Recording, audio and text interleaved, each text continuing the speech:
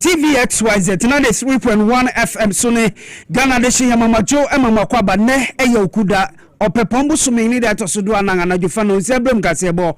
na yede erebram afri main studios ayewo number 37 Abebrese Street Osu Accra Voter Power 94.1 ebefe bi wo Global FM wo Sharp Water de Ensuruma FM wo Krankwanta Buemu wo Jasika Jinyami wo Sampa nananom wo Hafogoso Western Radio wo Ziama Elembele KFM 92.1 wo pa Zangligi FM wo Mo Vinci Radio ni TV dunkwa no fin Atom Local FM wo Asasitro High Radio wo Bechim Radio SM online.com Mapo 68 FM wo Virginia USA tuning your power 97.9 Daisy Radio so ewo Italy Adam Fopa Radio wo Power G Life Radio ewo UK OPD Radio wo UK my XYZ online.com multi TV digi boss so radio channel XYZ so Kasiebo your life ewo honom Facebook power 979 TV XYZ Ghana Radio XYZ 93.1 and na uko YouTuber XYZ broadcasting Lao Silence Television or America be Jimemu to Kasiebo yi enam so na uko Wimpan Sampa Widi FM so Pusiga ye live ewo ho and na Shaman Potem ye Nyansapo FM so Gateway Radio ewo Nkwanta South 101.5 Yoti Radio ewo Dambai Niwasi Radio ewo Kete Krache and na Rich FM Asinfo Trinity FM ewo Bogoso and the First Sunset Radio so wo BBNA Anapoa 105.1 FM so ewo Hafu Kenya so womu nyina Kasiebo wonga so ma yedi nsem no everybody wadwenkyere ho ne yebekinkan edi efuntifa be wo Facebook onom na yenko yenganim ne ebedi mu akotimbi eni se nedei Excellency Professor Nana Jenopoko Jimawe Ghana Mampeninga Bediejere Kobo Mpempe waso ya BNB eno di nsema tugwa yede hu nsem ebebremo and it's one for ya on the shaban engita audience sem so Mampenia tna yera Felix Kwacho for so ne Ghana nsentro for dinkita ho ye bu nkompo ahwe chi afie twemo modemo ene ye ko ene mo niam ne bi ya ebeko so na erimu nsem beso mokase na Felix Kwacho for so di nsema tugwa chem se nipa bia wodi petition bia base wona wo mu hwe ye ngabato hu nsem so ne OSP order asasuye na no yenyi wongedi no anase empamo no se petition nyina na akopum ewo manga na yentemu afopanyin akache ye kase abeda jase so afo yo hwega na kwantu hu nsem so yera Joseph Bukari nikpe one transport operators ahodo ye Ghana ha be hia nyina ye sese cars ya akwa hwe ya kwantin posto so se wo mo hyeda e no mo de cars ne bi asiesie Sarana Concerned Drivers Association so di nsem bi atugwa aye ne won ebetwetwe nkomo e de afa ho ye be body ro my Ghana temodwa enimwe na konta mine no wo case ne ho nsensem PM court na FIFA accused person ye wo mu ye gina so e de 10 million Ghana cedi ato ne chi so se bail ne lawyer ni akasa Otitina ni dima endisa manyoku no di ofre akwa amase biako yentumi nya adwuma e wota no tifi abato mpehwa no susu na beye 2028 endisi fu betimi adi akonwan na wa probo a wobo e wa hafo mantam ni mu an wo de kopie mu ayom so nam so ma hon so de nsma wo do to dwen kanka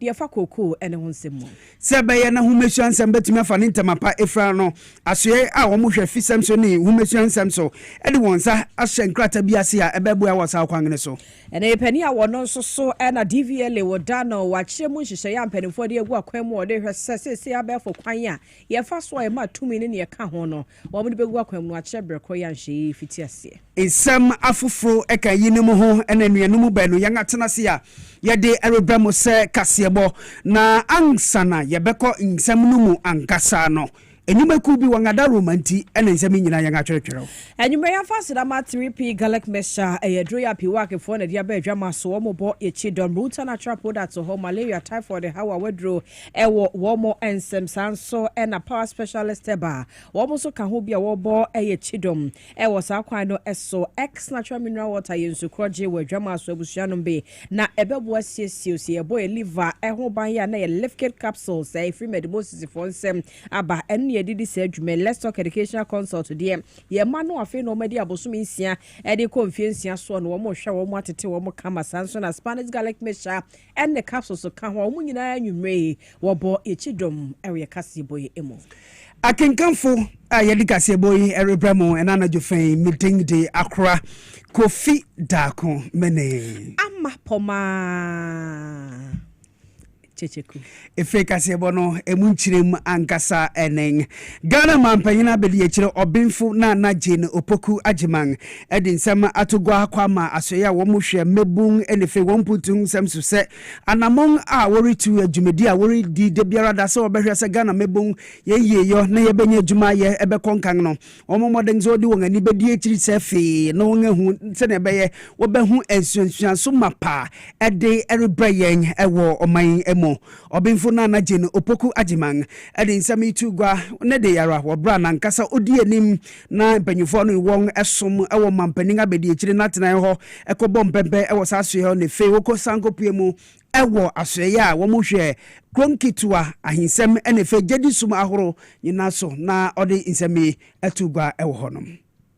Ejuma ye nsrahwe na obinfu na Jane Opoku Agyemang a oye omampanyin abedi chiri ne dai okoi ewo mebun asoye elefe asoye a wo mohwe ahinsem gedi suma horo ene gonkitu ampuntu hunsem so wobre a okodru eye mebun asoye no ana ka kire osoafo da asoye na no eye George Pariado oni ni tim ni nyina se adwumaden na wareye no mmom omomoden se ne wareye nyina no obedi echiri no ngahwe emfasode ene sususo mapa erinya ewo mebun so ewo yeman mu. In your sector, you be working with everybody and everything. It's almost like the gender and the women and the children. I know that normally when we talk about the children, automatically we all consider the boys and the girls. But for a very strange reason, maybe just me, when we talk about the youth, sometimes we don't remember the girls so much. That is why I'm so happy to see that you have taken a very, very conscious effort to redress this unnecessary imbalance. Obie ena osuaforo a ono no da saso na no George Opariado edi ohawo ahoro bia na se nime bia aye ohawo edi amano ewo naso e hodi tu omampanyin abedi echire nim edi ade sɛ de kɔma ni se onhwɛ sɛ aso a wɔn hwɛ sikasɛm so no ebe ma wɔn sika dodo sɛ ne ebɛyɛ mebun ebefa so na wonyanya dwuma aye challenges things that are mitigating against us as a new ministry. Our programs are underfunded, and if you look at the population dynamics, this is Ghana, the youth ministry. I say that more or less I minister for half of this country, because between the ages of 0 to 14 and 15 to 35, there's about 68% of the total population. Yet this is a ministry that is less funded. If I tell you my budget allocation for last year, you laugh at us. But we are willing to do more and push so that we get the programs running. If we're able to fund the YEA, what we've been advocating for is that the 80% communication service tax should be given to the ministry and its agencies, because that money, per the law, was to support youth development. Ensrahwe no esang edi won ekopiemu ewo local government ministry osuafo da saso na no Ahmed Ibrahim edin sembi eto mampanyin abedi echiri enim efa no won ehaw enefei niema horo a obaye won etumi aye ede abu asaso no. Pursuant to Section 126 of the Local Governance Act 2016, Act 936, the ministry issued guidelines on the utilization of the District Assembly Common Fund to MMDAs. Your Excellency, we did this tactically to be able to make sure that there was no scandal in any of the 261 MMDAs, because you were for the first time giving the chunk of the District Assembly Common Fund to the MMDAs. And I'm happy to announce to you that even though from 2019 to 2024, there were no guidelines issued, for the first time in 2025, we reverted back to the issuing of the guidelines, and they are complying with that. Enochi eno mampanyin abedi chire obinfu na Jane Opoku Agyemang erikasa no se abang eritutu anamon ene niam nketenkete a eri hawon anase bebua won ewo saso ye honom so abang betu anamon. And yes, we are supposed to be a religious people, even though we don't always behave like that. But that's what it is, and we take these things seriously. So in order for you to have peace anywhere, you need to take these branches of social governance, if I may use the expression, very, very seriously. So we want to commend the work that the ministry is doing. We are here to encourage you. We are here to appreciate your work. We are here to let you know that we have your back. We are here to let you know that if you need support, we are there to give it to you. Enti na day omampanyin abedi echire na probo a okoy ewo Ministry of Youth Development and Empowerment and if local government religious affairs and in yakaka hunyina no ho amanebo na yedi adremono. Na NSWA for ya washa buying Kitaudia and Semso, Metro Minister for Government Communications, here Felix Kasiebo for Senegal and Central for one mu share or Mampenia Tana, a government accountability series, a brand ya. A trust say ASWA for necessary, or must share one year beer, one more year, not Ghana for who be enough is a Missebi who was the Ghana for Central for Ibisa, near Yamun Chassi, any munchi, Musua, or their mind and ne, or no Ancasa, a genus near Paso Boom, Combo Hen, a chi, and Yamani be a cocoso are buying. Abino emu afi twemo ene ma bi na Ghana for hwe ne mu se ebeba ne maye ne ye koye ne mu no e wo se hwe ho asem na ye de ka na no ene enso agya ekopie mu ase bia nsem ni bia ne epese ehunu ye se aban no som a ode asom ya afi twemo no ye hwe ne mu se afi ya ye wura mu no ebe koso atende ye som na frase no ananso nhye no ampanifo wo mu de egu akwaso no ebi ene se ye no ene Rafaelis Kasiebo so ogina so e de anu yi aba ya wo kire se aban ya mprempren ya wo te Ghana be edwama so no wo hwe eso obetoto niema yie na opene wo ho so obeboa ama sie ka kandini amamuo papa wo de bibedom Ghana for ne sent ye da ye na isanse nhye ne de wo mu de egu akwan so kama ya wo no mbehwe se niema nyina ebekọ yie ye no mu ne ebisa se afrase na dodo na hwe ani mu sa anya hwe kra no aba de ne wayi nkrofo de wo mu ayi adwuma no obi bekọ akọ ebibia ma ne ho abasem ene ne ka ho ni nyina mu no afi atwa mu ya nte se scandal bi apie baabi se soafo bi CEO bi anaso kra na obi a wodi dwuma bi anim e wa ban akwada su ne baabi dia e de ohawa ba no kire se o aban no wode nhihye papa na egu akwan mu ne senti e na aka ho bi ama na soafo nso hunu kwampa no wo mu nyina nam so a enam so nti scandal bia ensie na saade no wo mbekọ so no makura mu die se de be yo how bi etisa e ma yira Felix Kasiebo so okasa na wayi sansem no ano no nchemu de bai ni. So if you have a system where no proper systems are put in place to check this, human nature is such that the tendency will be for people to be tempted to engage in that kind of activity. So President Mahama has been aware of this from day one. That's why he launched the Code of Conduct for Public Officials who work under him. That's why he insisted by a certain date, everybody should file their asset declaration forms with the Auditor General. And then he has introduced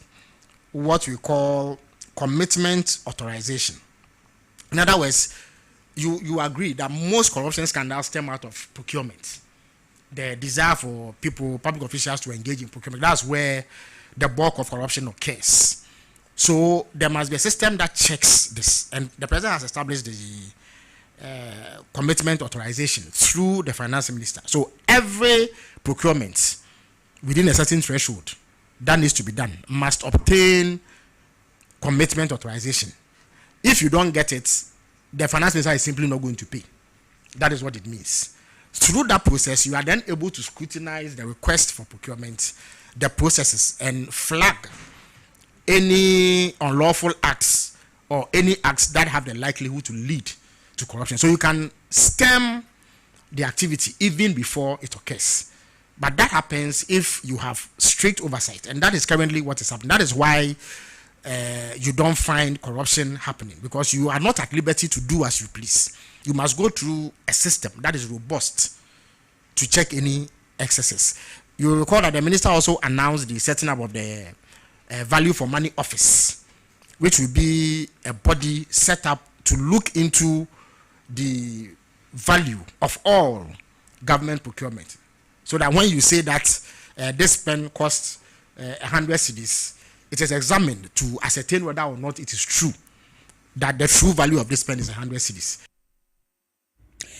Yera fellas kwacho for su eno chino ene san su bisa no se wo hwa galam se eno susu guso aye sensen ye komu e won se ehu dede no aba form de ne nso kwase pa no a se de galam se CD bone wo mhame ahodo no nyagro abai direction ya wo fa so mprempren ene se de beboa ame ehwe aso afei na no ne yete nkra se achechefo wo munwuma bi ebeboa wo mama ma kyade e wo senior high schools ahodo mu yakohunu se LGBT nsembia piepie mu wo ho men no nakafo dia no ye bai bebre na sebe ya acha opamre mu obinim so kura susu sie mpa bedwako na sansem no munyem hwehwemu ye no so aban wo hwese sansem wo be consider obetu ho na mo ana so se na tie na fe nine months fo nso dwumedi ahodo ya wo mu die ne ne keka ho nyina no ye Rafaelis kwacho fo subo ne nyina nso tofa ya wo de ho anu ye bai. I have a friend who describes that conduct as overzealous charlatanism. You see, he was in government when the comprehensive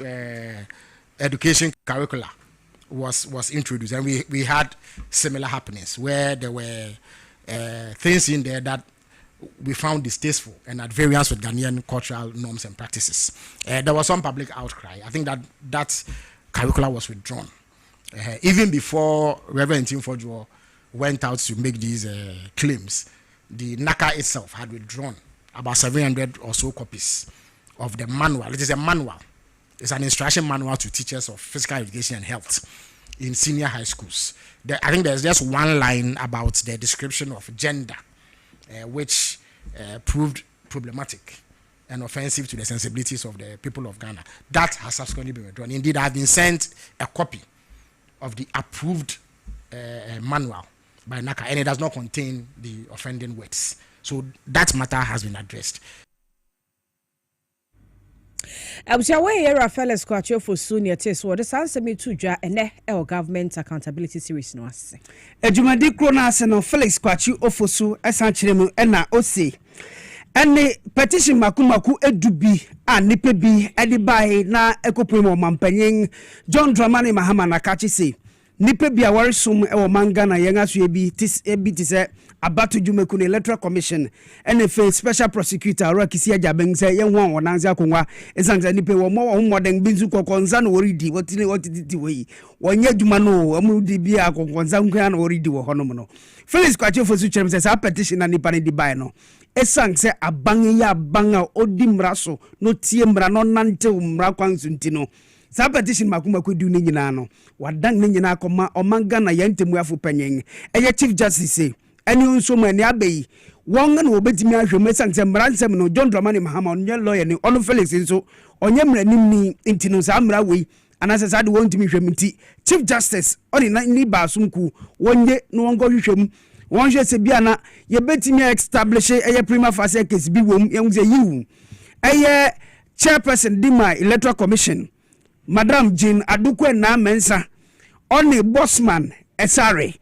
ani Samuel Tete nipa ba sei won adwumayem no ebu akem esanse yentimi nkoto aba in 2020 na ye bebubu aba de edikan de etoso bien de etoso biesa ebubo sa ye nya nsusaso ye wei yentimi fantino mayimu enti wo se woko na afufuro baba ye adwuma ni ye na petition nipa bibidi ba ne government accountability series na se ana ora Felix kwache fosu brands am jorafo ribisa ne sasem na kosi den no say abang the chief justice,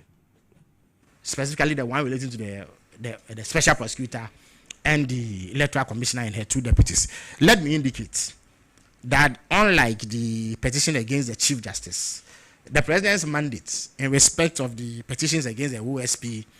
and the electoral commissioner and her two deputies ends with conveying the petitions to the appropriate quarter, which in this instance is the chief justice. That was done a couple of weeks ago. I think I announced same. A total of 10 petitions were received from various individuals and groups, 7 of them against the electoral commissioner and her two deputies, and 3 against the OSP, all of which have been sent to the chief justice. So the president has no role again in that, and in that regard, we cannot speak to it. I, as the president's spokesperson, cannot speak to it because I honestly do not know where things are. The chief justice's outfit will be in a good position to, maybe you may want to send inquiries to the judicial secretary for an update. The president will once again be called upon to act in that regard when the chief justice is done with determining prima facie whether there is a basis for it. When that happens, the chief justice will then set up a committee In the case of the OSP, there are specific timelines that need to be met, but I don't think that similar timelines exist for the electoral commission and the 2 deputies. So once a determination is made one way or the other on the veracity of the petitions so presented, then the president is mandated by law to act in accordance with the recommendations of the committee that will look into those petitions. So that is the process. But as I speak to you, there's nothing more for the president to do beyond waiting for the Chief Justice to do what the Constitution says he should do. Felix Kwachi Ofosu, a minister in charge of government communications, and Amotenino. Yanko omagana temwoja emo na akonta mine no wom adwumako ya efoma gudie no wom to Ghana ha na nse wom ho ensem soye ma frase ni mu ye twe wom panimpa benadantwibo asiakon ene mpanifo ahodo ye ka hodo wom kogina Ghana temwodwa ni mu a wom nsem no egusu etu ne se ene abasa na ne kototena ase e wo sansem no eso ema nipa ya bono sobo wo sa case ni mu no de otoso enum ye beka se fifth accused person ya ne din ene kwadwo wusu bempa won na ye operations manager edema kontamine no nso bepie mu koto na yebehwa ansemi hyase no amanebo ye free wo mo ebo kwaduo no ya ban mu enkrofo ho ba ye kire se sa krache ne yepe ne ba bia ye hu no wagwan na ese wadwane no e de free Ghana ha yeguso aye pe no na ya kire de no abemu ne no e na aka ho bie menne ensem no pie mu koto ampanifo tena so no wo man ne se sa krache ne yema ne be ya eno aye 10 million Ghana cedis won fa chigina for me nsa 3 sureties imra na emu ba ko de wo so ba no be justify emi ehunu sampa asumesi obintin ni emi na mejina mu ede ama eye kwadwo owusu bempa na nkra ye di ka ba ne se krache ne wadwa na obu na ketem na agese posifo ne bambofo ne bere ya wo mu rere mu aye wo kope no a wo mo eche no na nso lawyer ne obegina mu ede ema no lawyer Andrew Voshia eno ono de atodwa wo che so debi krache no ono ankasa na si mu pampampa kra ne hokoma posifo entinsam ne bi aba se posifo kope ne che no ne ho sesem bebre ya aba no enya ne sa ho je bre chechire mu court tena ase ene no ensam ne se de esi ko yankasa. Basically, we are in court because of my client, who is the fifth accused person, Kujo Usubempa.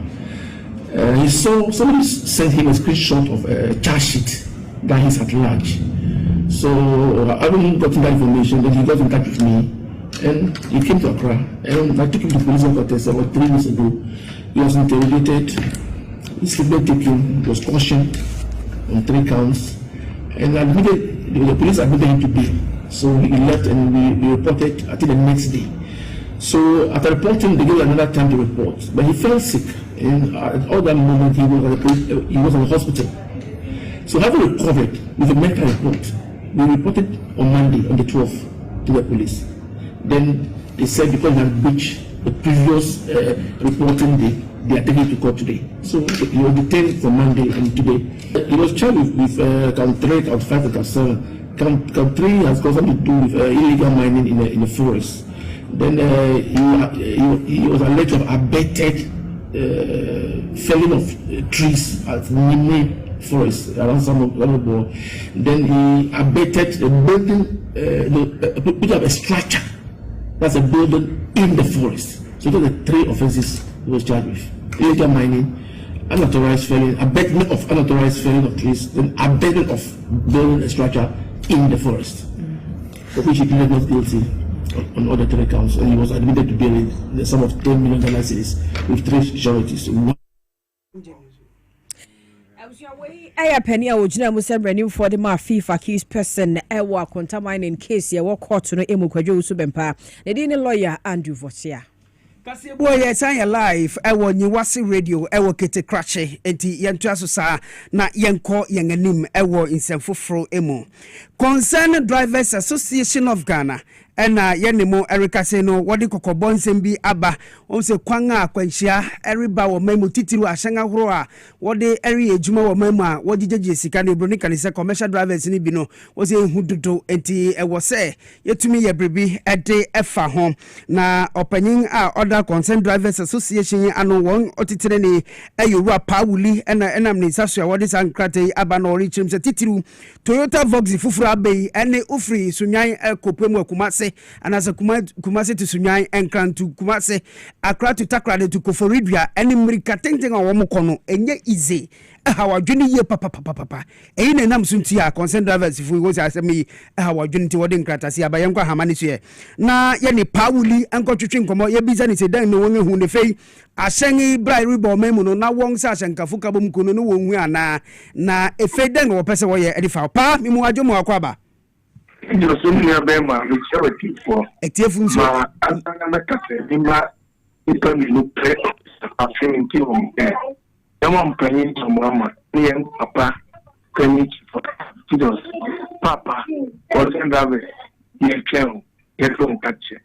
yo it's that of it to the way ya no shapa exercise afuri ni na make us out that is someone you na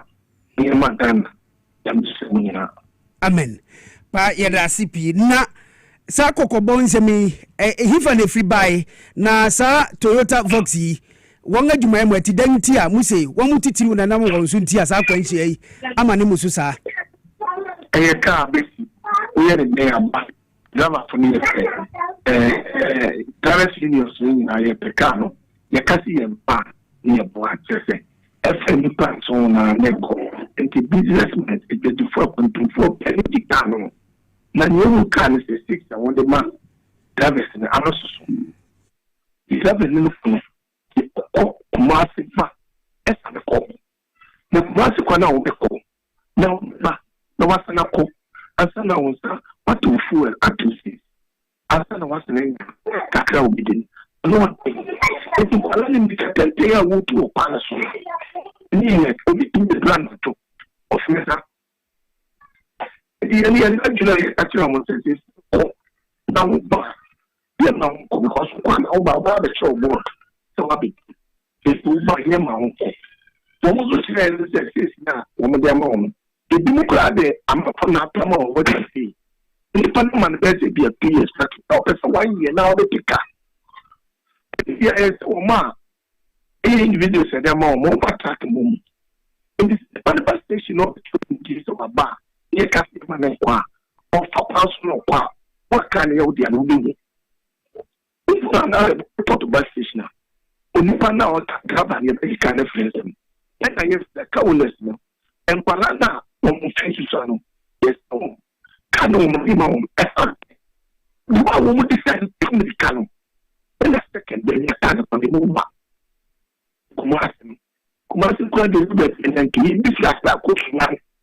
ebi fi aka ko tamale ebi fi aka ko morga ebi fi aka takwade nke posa no problem obe kwamba obe ba benda ho me na wetimi a refi a wetimi akọ na momo wo be du wo asena lo du kwa na order that is bani everything is only for between ka 10 days of ono aba ko du ndem eno na dia kwanhia ba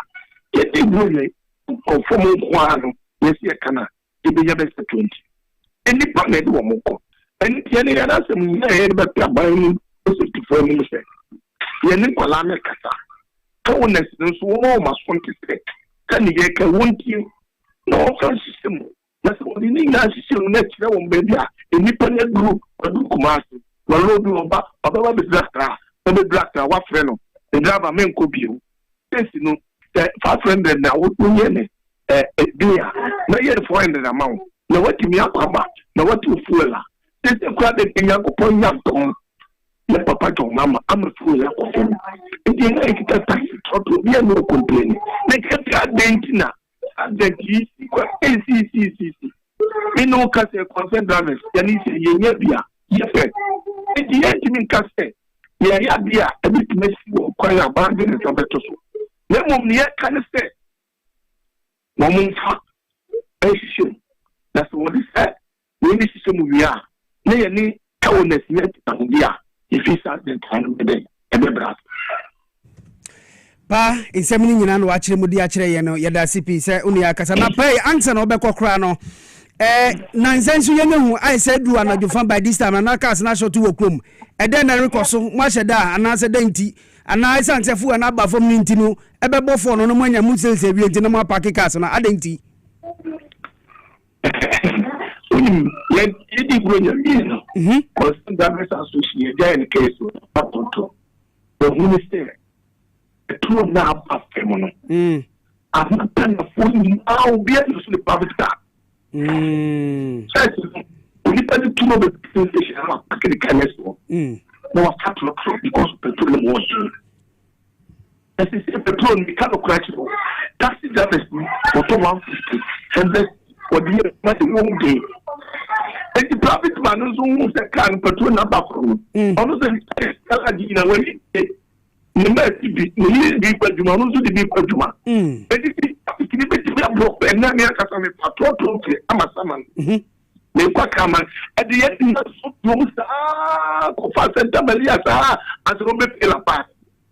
Na te no here na kula na te ultimu senda ye. Edi ama wei akuti asama fo yese. Ye ni afo ana ye pejuma ana okay.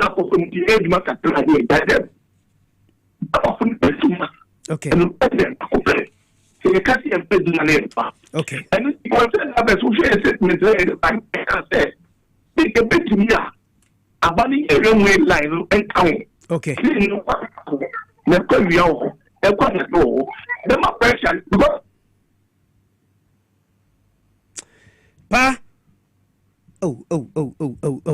Pauli ahamano sabu ano wasanga be na de ne biom mumfa nkyɛyen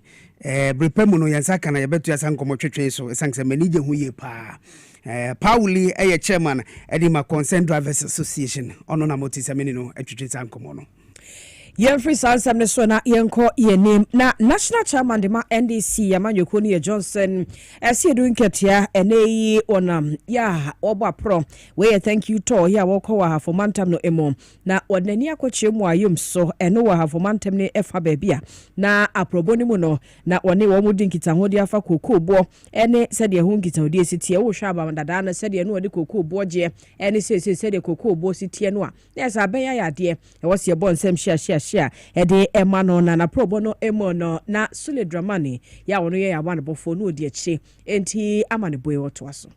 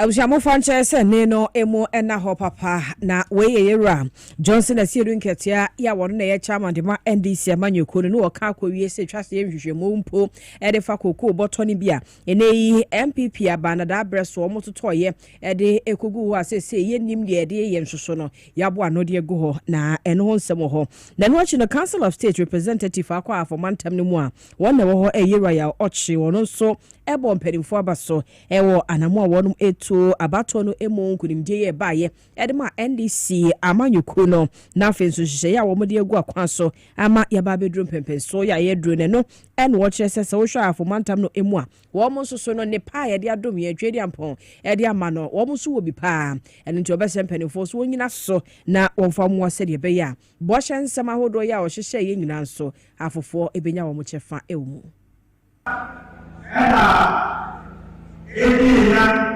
ewo para faze aku galaxy lasrafi fatima sade galaxy ati ewo ya papase ani para no fatima dia una unidad lasrafi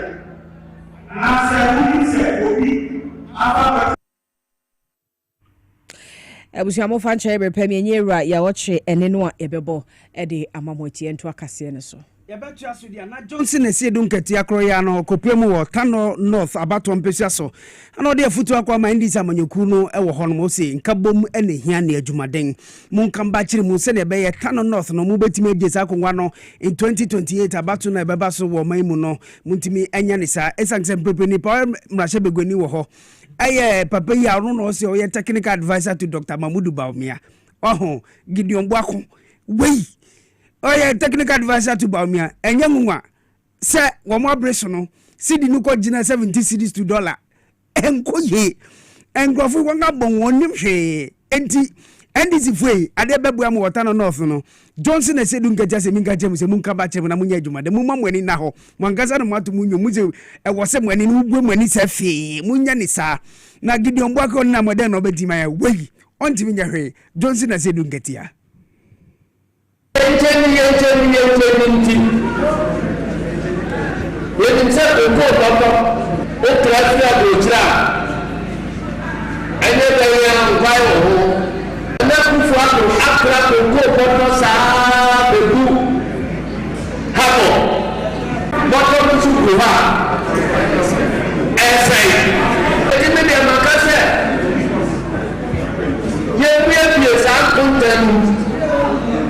Nagana fonte, Gana Cocoa fonte, say Trimboa, Nana Fufu, Nana Bai, Abedi Ajahuni. A catch of fire, a piece of the way, why I say I do a fashion. Young fowl, fashion. Johnson esiedu nketia national chairman dima ndisa manyuku na tiefu mumfancha emwate mze nini no ayefutu France bi wo ho sa no bi kan poto eni we agudi ha wonzu agudi ha wo ho poto kasa ne bi ze ayefutu France menina bi na kan wo ho sa na koba ne ngiti mumfancha ye ni nyina ye Johnson esiedu nketia kro ya national chairman dima ndisa manyuku na nuachi na bankra chipanyin ogire dima adehia won ewota no tifia bato mpesa so ho no anasemense nem honorable Payo Sopoku ensu chirem se bambo mu nhyehyai e wonpotem de yade se wo beye ni yie wo behye mukina na ade ba kwen nsu ya wo behwe se betumi akoso yie se okun ayen aso ai wo galamse su no behwe se betumi tu ase e de afri oman mu bepem no yensa kan honorable eye Payo Sopoku ni nsam okan no nsu a ye de bebreti efo ne fe ahwefo ntipom se betia so ya to aso ni akoya ni mu a acting chief executive officer Edema Ghana Investment Fund gifa ke Yera Rashid Tanko computer wono ya deputy director of elections and afi IT nsem so de ma NDC amanyoko no kira wate nkra bi se nkrofo keka se nena MPP wo ma ye mmere na ase obi enya kwan a wo twa wo mu adapa na wo kire se odabi MPP de wo mani monyam a na wo wo amanyosemu na hwere wo mu na se free wo mu nsare nye ne efri mfie mpino ne nso 2007 ho baby na kire se wo mu ankasa no mo ye wo mu fi dada enti enye nei na bia beka se wo mu akodi ntwo Dr. Mahamad Bamia ko no ono akromfo to abama no ana bebi ete so kira wo mu ankasa na nimonyam no wo mu de atwi form dada wo mu de atwi ban ho nti enye ne Yera Rashid Tanko na woni sentwofo na di nkita ho de sansemi etudwa. You see, my brother, the NPP that I used to know in 1992, when they formed the party, it was a formidable force. It was a great political party. In fact, they gave us a run for our money in 1992. You see, that party that we used to know, even when they got to parliament in 1996, the 1997 parliament, the NDC, we didn't find it easy at all. Their presentation in parliament made them to win the 2000 election. That was a formidable party we know. It was a party, when we're going out for program, we have to sit up. We have to sit up because we were facing a very formidable political party, not a party to joke with. They started losing it in 2007. 2007, they got to know that this is not the MPP we used to know. This party is going down the drain. Although they were in power, because when they came in 2000, money themselves, as soon as 17 of them came up and said they were going to contest to be the flag bearer of the MPP, 2007. That's the time they started losing it. At that time, if they had voted Alan, I know it wasn't going to be easy for us because the crowd he voted at that time. So our prayer was that they shouldn't elect him. That was our prayer. Shouldn't be elected. So when they elected Nana Akufo-Addo, we know this party is finished. Shawaya Dr. Rashid Tanko, no air director of elections, deputy Edema, NDC Amanyuko and Kanyati. Papa Onisubango. Oh, see, I elect you behind him there. Yes, Papa Mekufada, who had the India Jagu. And about me, a queen and I'm MPP Guyache. A Guyache, good at a party and Chassis. You. Yɛntwa Kasiebo no so no yɛnkɔnsɛfo from na aso yɛ wɔn hwɛ fisɛm so wɔn ne humesua so yɛ ɛna yɛ ne mo kase no wɔn akɔ ntiase apam bi ma ebetumi aboa ma wɔbɛ produce nneɛma ɛbɛboa ma humesua nsɛm ebetumi akɔnkan ɛwɔ yɛ man mu na ebi yɛ sanitary pad school uniforms and furnitures ɛbɛma schools ahoro ɛwɔ Ghana fa na nyina na sa MOU na wɔkɔ san no wɔ se hɔmo kyekyemu eduasa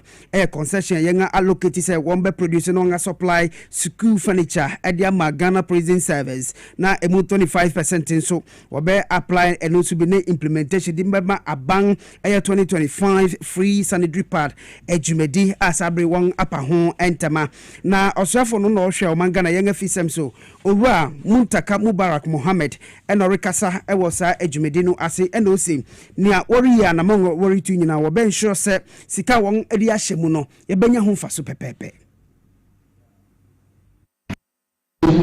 As established or recreated by the Minister for the Interior. Apart from what was said earlier, which is helping them to be law-abiding whilst in the prison and also creating the opportunity for them to earn income whilst in prison, the ultimate goal is to ensure that the public is safe. And so if this cycle is completed, what it means is that we are going to break the cycle of recidivism, and people who come to us in prison will be released to go and live more. Imom Prison Service Director General Madam Patience Bafo Bonne na motene no brepemo no yasaka Muntaka Mubarak ni no so ayede bebremo. And a penny no na drivers and vehicle licensing authority womo ehwe ho dwumadi eso and o mababo ntedia to dwa so womo bo amane se 2026 DV number ho plate no womo de beba na womo kama Ghana fo ate se efrijuada ede kro na sanhyeyi womo de ebeba na ne nyina yesi etwen se Ghana mra hye bedwa mu approval be free hwaba approval ne ba de na ne afiti ase na aye adwuma sa dwofo nkita odie bi ekoso ye ne bu na director of driver training, testing and licensing. Ewo DVLA Prosper Kafwe Semevo. Waji breya wo cheche mu nhyehyɛ ya mpanifo de egu akwaso ya wo de ehwe plate ni we ba no ho ahyenso de ye wo so ne niam ne bi ye wo se ehwe animu se de be beboa ma yakoya droba foi ye behunu na aboa ame ne wo mo anya eye bibi e be wi akire de ohawo ebeba na enchemu a wo de ma ye enie. Before the beginning of this year, that there is some grace period. However, we also said that because the process to amend the law is not completed, the old law is still in existence, we asked for some grace period. We are releasing the DV plates by Monday. We have gone ahead to continue the old format of registration, so those who want to register are actually registering. So we have not deprived the public the opportunity to use their vehicles or to register. When we start the new number plate, it's going to run up to the end of 2027, when we are expecting to have roll on everybody into the new system. So if beyond 2027, you've not done onboarding and re-registered your vehicle, then you cannot be on the roads. So we are encouraging you. For now, we don't have a deadline for onboarding. It's an ongoing process. We are encouraging everybody to take advantage of our offices and then visit the office and get your vehicle onboarded. Yeah, Penimpaya was driver training tested and licensing so our DVLA and it is workers and what the chief executive officer with DVLA Julius Nikwe Kote and also Casa na share hono ya kasa de woman clearance be at the Free Ministry of Foreign Affairs while one mobile ama licensing who kita odi wa ma hudo bi and Ghana kita odi mono so yet we are 2 1 more. The Minister of Foreign Affairs Honorable Okujeto Ablakwa signed for the DVLA to undertake this project in 5 countries. These are the countries. We have the United States of America, United Kingdom,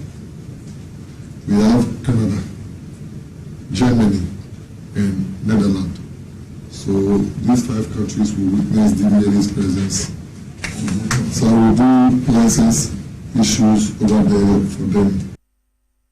Elsiawe Chief Executive Officer Edema DVLA, Yera Julius Nikwe Kote, and it's in King. Police Commander owo ahafo mantam no emu DCOP James ano de futu ne fe nsema to kwama eye mebun a repair police mu adwumedini bi e wonpotam se wonya kokudro bra yen afra wo mu yi na wontumi enko esanse police adwumede de kokudro na eye ode nsemi to gwa wo bra eye mebun bia yen ato nsafra won se womra screening e wonpotam ho bra okopemu e wo honom no e na one yen amane boni sule dramani etwetwe sankomo no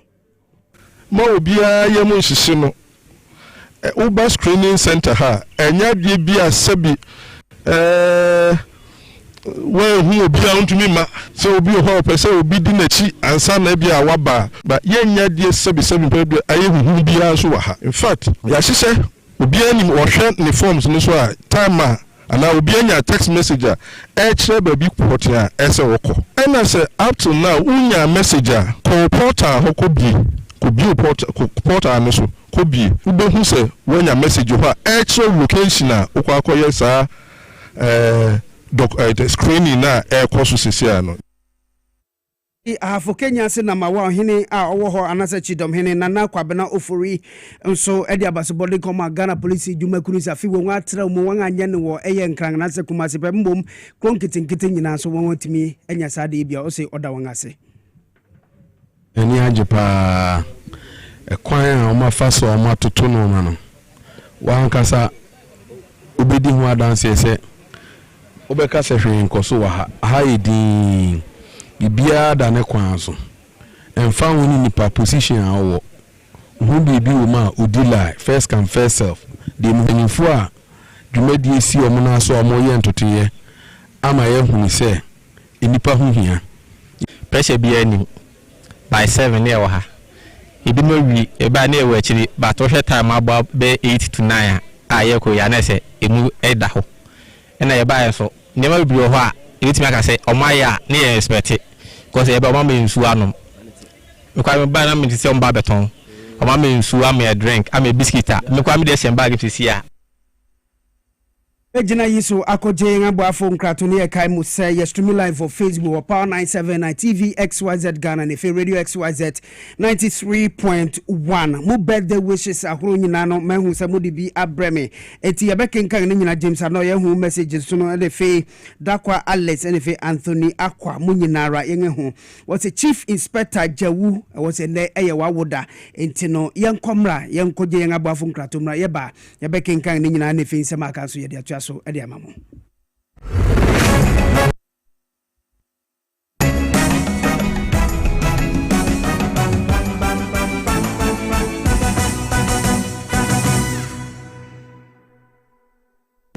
na edi na ya obayi a oda forma so ne yafunu mu ni oh Mr. Entry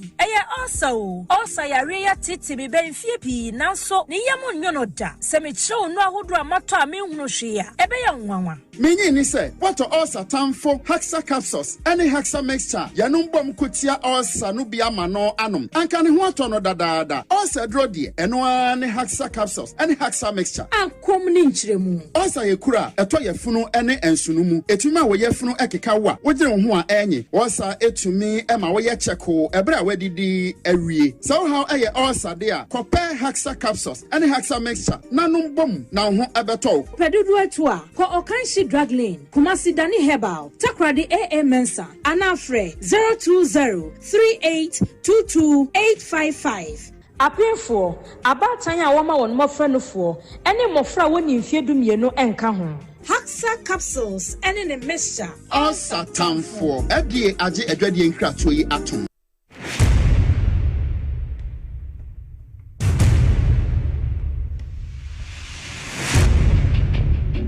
The average human body mass should have at least 60% water for optimal performance in any physical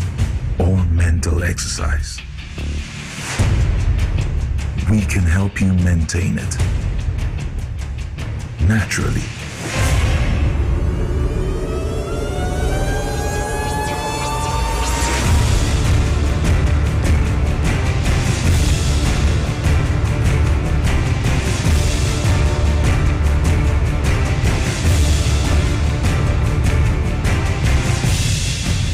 Natural mineral water. Simply natural. For bulk purchase, call 0596 273 546 or 0596 273 547. This advert is FDA approved. Yɛpɛmɛ na kwa me taxi driver na enkane na misisi so misisi ama kame na to na twetweme binya 3p garlic mixer no aboa me pa aduro asa miracle bi wo aduro no sese mafu no kra se die sia twemi anka se me humi esi so se me humi ana esi so obeka se die bibi hye me so bi no ni na ye normal ni ti ni bi pi na ti no ti pa me sa 3 days ni aduro na anka se de yankopon de ayi bi ahodi se ma yi bi nya sam ketwa ana se we de me fro aka so na me fa hye me nkwa na me de abe fa se 3 years ana aseme gina wa me na mu sisinya se me kwa me bia me ko bia mu so much me dru da ba 6 years ni o tema bia me ya maji se ene me jaina ta ya le nem ku me preko ene 4 days ana me koto 3 garlic mixture ni tema me kase yanku pe no yam se ende ya me no kase me wa to me a me din wa me ntiase 3p garlic mixture ubenya bi wo mamu pharmaceutical shops and herbal shops Fred Piwak e wo 024 89 288 24 and 020 100 002. Hello Ghana, payday is here. Stand a chance to win instant cash prizes on Review Scratch for Win, up to 100,000 Ghana cedis to be won today. Get ready to play Review Scratch for Win to win big on TV XYZ. Stop scrolling and start winning. It's simple. Dial *850*6# on all networks. Choose your card type and select your lucky card for a chance to win big. Play with at least 5 Ghana cedis or more. You could win up to 100,000 Ghana cedis in cash prizes instantly. Yes, you heard right. 100,000 Ghana cedis in cash prizes. Don't miss out on the chance to win big. Dial *850*6# to play now. Review Scratch for Win. Scratch ticket. This is casting pound. You must be 18 years and above to play. Terms and conditions apply. This game is regulated and approved by the NMA and the Caritas Bank.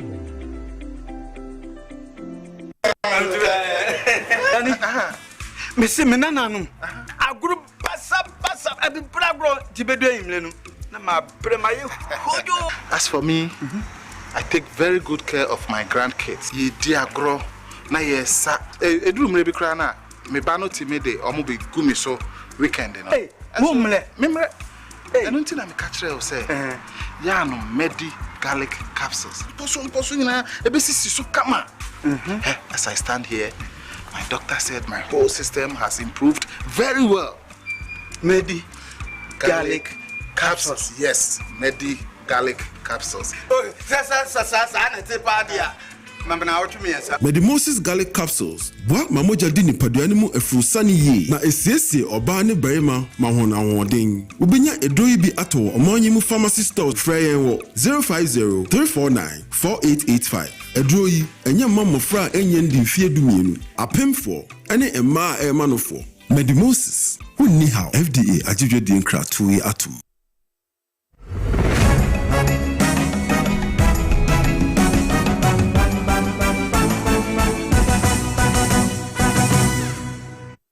About TV XYZ Sony Power 97.9 Radio XYZ 93.1 on Siabrem Kasiebo and Yeguswa Yede Erimamono messages no meho Teresa Akote Mekanga Mau Emmanuel Oben message aba ewa Equia Grantima also do message aba mpacho oje colleague wa we Equia Grantima Facebook on the message abreme ewa nefe ya menu mu nyinara makenkan ni nyinara ede amamuti mu nkoso emfa mreme na mu share link nso na yenko yenganim me fasida nkoma Spanish garlic mixture ni capsules no mi pacho tena sikakra no nanga hono sabi obere ma brante anasa beba wenu kan koyie ubu nsa yo bia na moja ne meyia Spanish garlic mixture ene ni capsules no ena metumi akanfo ede amao ba bibiara yeto ngedru Ghana fa na nyina du ho a ubenye bi ato ewo honom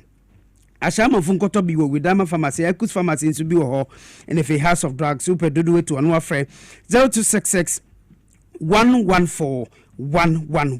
na ubenya edrupe bi na wato na udi babeko suku di abepacho let's talk educational consultant won echira kwan e wotashinwa estate no ma wo ben lejokuku municipal assembly no omo ye Saturday schools bra uba na nya busumi esi adere kono fa no kohonom wo be kire na de yie pa na eyati madam time bomb joda ene ukude biara bra na eye dwabo ase dwumade erekoso wo Power FM so ne fei 3 pm kwasi de bia nso no mfa virtual classroom so emfa email Fre 0249 6069 821 0249 069 821 3P Garlic Mixture Ipacho eye drupa papa Dr. Prince Mototi oye KNUST trained medical doctor ono de dru ya ba bibi mamu nyina no na dru nkuto na yetime say you ya de garlic crochin aye Ipacho wo general body pains kakra bi utinate na nga titiriti kasi muro so enya de papa efei untumi junso ye ene stress ahoro na retiti wa Ipacho 3P Garlic Mixture eno ko okanshi kofisam koto bi wo ho kins work bi wo tema community 5 little Georgia kachi honom Medina Ellison Jones fungo to be health alert shop Ashaman Ekus Pharmacy Kaswanso a tribe of Judah Fapi Wak it was 0248 928 824 and 0201 000 021 Ruta natural product no mipacho upe malaria drua ebebua ye a Ruta mixture Ruta Titanic no so a typhoid fever drop mapa ene fei Ruta life no if biara woni peduani mu no ebeyi edi efri honom mepacho frem panyefo 0244 503 443 Edruwe mepacho Food and Drugs Authority for one aje atum nteye pebi nanom na Power Specialist Herbal Hospital hepatitis A B C no anu edu papa no e Power Specialist Herbal Hospital bia unso wanya fatty liver ko honom ne amu a obere mai u prostate no ayekese ntama ne mamu ayedinga mawo enkoye mepacho ko ho immune system ayebetimi support dia mawo mepacho Power Specialist Herbal Hospital osa hu semsem obia sebio fibroid ateti wunti kwaza onyem mepacho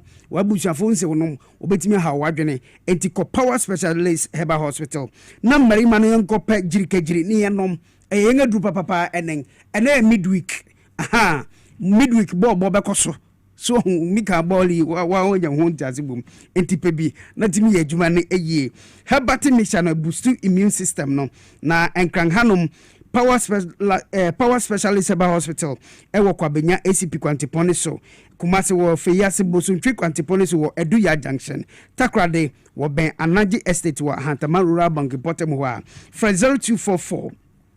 544 422 and 0200 383 831 and 055 5797 878 X natural mineral water insu wey we ba cho na no bi fra mi fiwa o se hifa no benye bi ato mi se onko mekomo ewo ho wo bolga upebia eye mekomo wo savannah region eye mekomo entirina mu amuwo wani ni akekeke nyina no munko pebi wo ho na munto na bibia nkoso yi X natural mineral water wo kumase mi pa cho benye bi ato wo nkan ebusu ewo mekomo ene yen adwuma mu ho yadwuma mu hanom efe koforidua fonso mi pa cho won bia ya mekomo si no esanse ne bono nyeden wo ho insunu so yensu papa ena no miko obi fi madamfo bia bia obi midu ni honom no wa park ni se na mi say den na dey o say odi insunu ya mirror esanse insunu muda ho krogen uhwe packaging nkra eye lovely esanse you sexy X natural mineral water mi pa cho bomoding na frɛ 059 627 3546 and 059 627 3547 X natural mineral water na simply natural na Medimosis Dr. Moses Dogbache o se minka kire se wapomudin nsem se betimi aboa ona niam bekonkan wo bedidi na niam bekonkan ade ama odi a mepacho dru ba kopɛ lift kit capsules dru a 100% herbal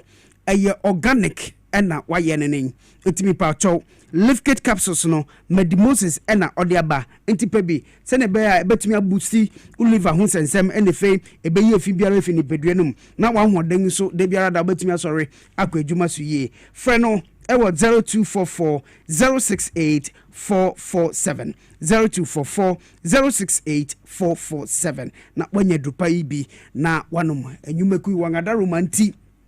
ɛna na anadufei yɛde Kasiebo yi ɛbrɛmo sɛ mika kyerɛ me hyɛ mu bosi makinka mu messages no 2026 no obi ani ho obɛhyɛ bɔ yɛn hodi no to accountable entimi medical ngaye enti Anthony Akwa uso lovely uhwɛ yɛn live every session important wo Western North yɛda CP James Donko uso watching live from Texas and in America ning mufa invitation imrami na maybe yɛda se James Donko NFA Dakoa Alice wonso yɛda se Obin Emmanuel uso lovely evening news with Accra Kofi Dako and Amapo Machicheko unyame onsha mo na power news de mugina mo nangso Teresa Akote uso hey nipa benu mo anu ate wo papa yɛda se pi mo moden na mo follow yensa NFA Florence Foley uso Accra good job, God bless you guys, we love you too so nyame onshira pi na eyi happy birthday in sem happy birthday and Chief Inspector Jawu uka security team ewo Her Excellency Professor Nana Jeno Pokwajiman ni officer chief ubibinti entimi famfo into TV ni so but ene eyo awoda enti happy birthday to you. Security details I want prof officer nyina ni nankasa o say yan wish you happy birthday Umar Ibrahim o say minka just happy birthday manga NFA kai Mangasa me lovely. Also no mean say me catch us happy okay. Also happy birthday Chief Inspector Jewu. Oh yeah, security man wo Office of the Vice President. Nyami unshira ye police ni mapa. Nyami unshira ye papa poms.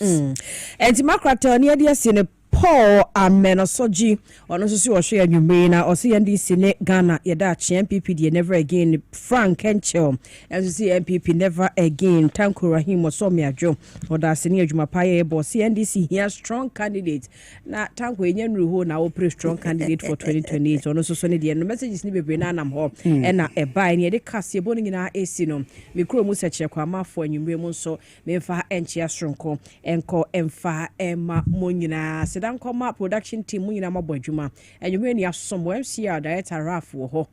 ne dia afana ni so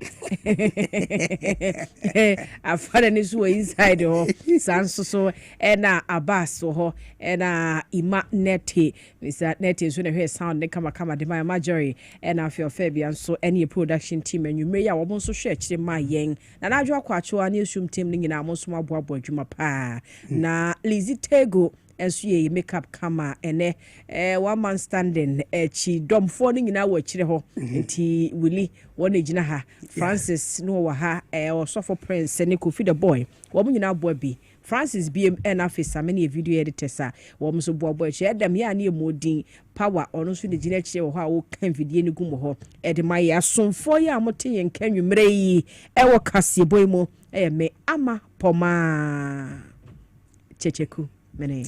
Accra lovely Kofi Dako Shami wechiri ho our friend Mr. Kasogona Sergeant Sule also Vice President Office. Lovely evening to you.